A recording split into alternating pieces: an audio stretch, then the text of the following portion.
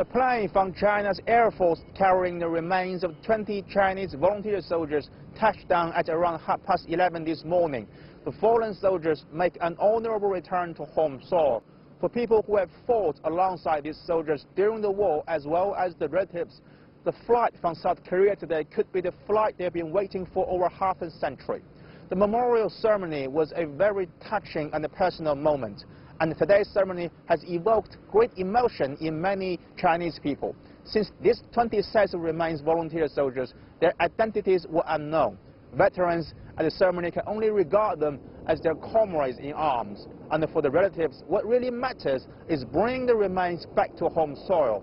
The coffins are covered by China's national flag, which is the highest honor given by the People's Liberation Army. And it is worth mentioning that after the return this time, the newly formed Ministry of Veteran Affairs, following the structural reform of China's State Council, will take charge of the relevant work regarding the settlement of remains for the Chinese volunteer soldiers. Previously, the tasks were handled by different governmental bodies, like the Ministry of Civil Affairs, the Ministry of Human Resources, and the Central Ministry Commission.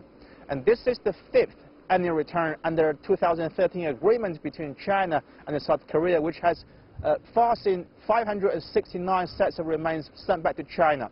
Both countries agreed to repatriate the remains on humanitarian grounds. And on tomorrow morning, the remains will be buried at the Korean Martyrs Cemetery in Shenyang.